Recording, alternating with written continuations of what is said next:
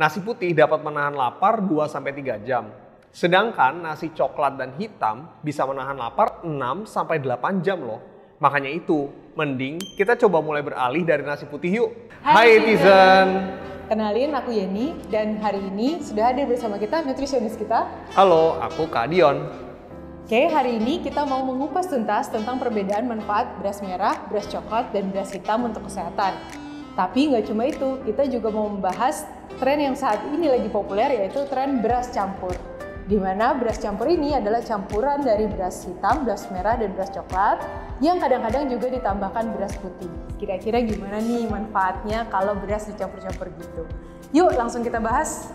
Nah, apakah beras merah, beras hitam, dan beras coklat ini sebenarnya satu jenis varian yang sama atau sebenarnya cuma beda pengolahan aja nih Kak Dion? Sebenarnya ini itu adalah beras yang variannya beda ya, makanya kenapa kulitnya bisa berbeda.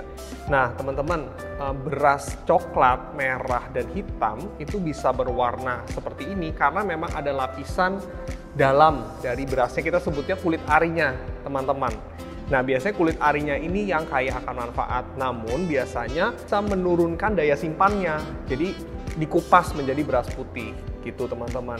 Jadi memang ketiganya mengalami proses pengolahan yang berbeda dengan beras putih. Kalau beras putih sih kulit arinya tuh dikupas habis, makanya jadi berwarna putih. Oke, nah kalau beras hitam nih gimana nih, kira-kira berbeda atau sama dengan beras ketan yang biasanya ditemukan di pasar? Itu juga berbeda teman-teman. Jadi kalau beras hitam itu teksturnya ketika dimasak akan lebih sedikit keras ya dibandingkan ketan ya. Kalau ketan itu lebih legit dan lebih lengket.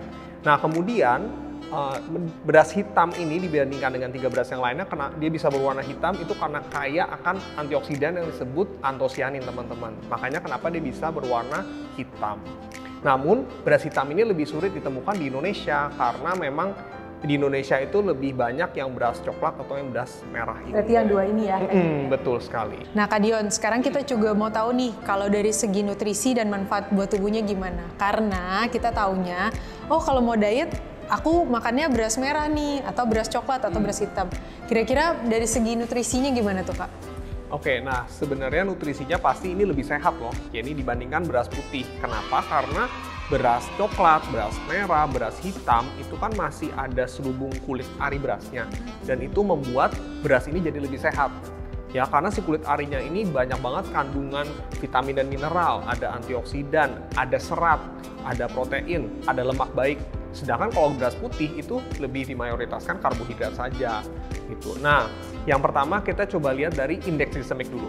Tapi sebelum itu, indeks glikemik itu adalah ukuran cepat atau lambatnya sebuah makanan untuk menaikkan kadar gula darah. Kalau semakin cepat naikin gula darah kita itu disebutnya high GI atau indeks glikemiknya tinggi. Iya, dan nah ini nih yang harus dikurangi nih, nggak boleh banyak-banyak karena nanti bisa diabetes. Nah kita cek semoga ketiganya ini yang low GI atau yang naikin gula darahnya itu lebih pelan-pelan. Nah kalau dilihat yang pertama dari beras merah ini indeks glikemiknya itu 50 teman-teman. Kalau beras coklat juga sama, ini juga 50.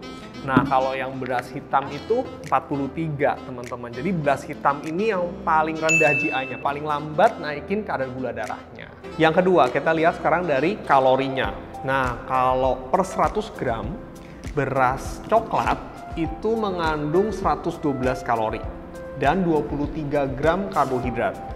Lalu kalau misalnya beras hitam 145 kalori dan 33 gram karbohidrat. Kalau beras merah itu 129 kalori dan 23 gram karbohidrat. Jadi bisa disimpulkan kalau kalori dan karbohidrat yang paling rendah itu ada di beras coklat. Ya memang ini harus dibatasin ya, karena kalau terlalu tinggi kalori dan karbohidratnya itu juga kurang baik apalagi untuk penderita diabetes. Nah lalu yang ketiga yaitu nutrisi yang nggak ditemukan di beras putih nih. Tadi kan kita udah bahas GI-nya, kemudian kalori, karbohidrat. Ada nutrisi lain yang nggak ditemukan di beras putih, yaitu serat dan antioksidan.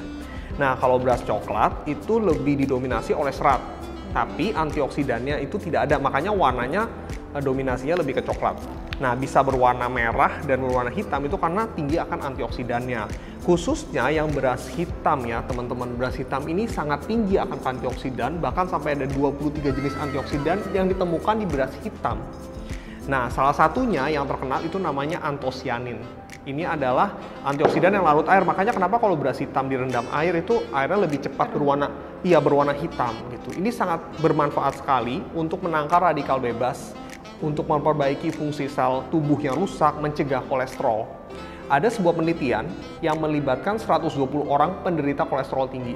Nah, dia itu mengkonsumsi beras hitam secara rutin dan ternyata bisa menurunkan kadar LDL-nya dan HDL-nya jadi meningkat. Makanya itu kenapa orang-orang yang kolesterolnya tinggi itu disarankan untuk mengkonsumsi beras hitam ini. Begitu. Jadi ini tergantung lagi ke jenis-jenis diet yang kalian mau capai dan manfaat yang kalian mau tuju gitu ya.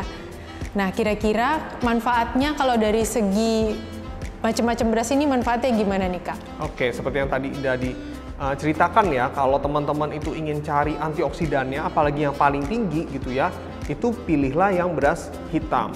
Tapi kalau teman-teman itu mungkin kurang budget ya, karena beras hitam ini cukup mahal, lalu sulit juga ditemukan teman-teman. Nah, misalnya ketemunya beras merah, itu juga masih nggak apa-apa kalau masih ingin tetap dapat si serat dan antioksidannya gitu. Tapi kalau misalnya antioksidannya udah banyak makan sayur, makan buah gitu ya, itu bisa tetap pakai beras coklat aja cukup untuk mendapatkan seratnya tadi. Oke.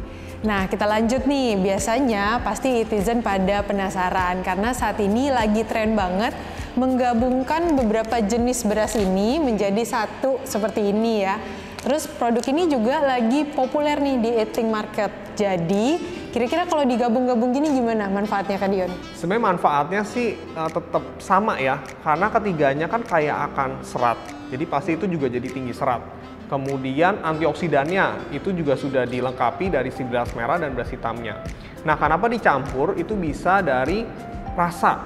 Jadi rasanya bisa lebih diterima ya. Mungkin ada orang yang kalau makan beras merah aja rasanya tuh kurang enak gitu, kurang bisa menerima. Makanya dicampur, bahkan ada juga yang masih dicampur dengan beras putih gitu ya.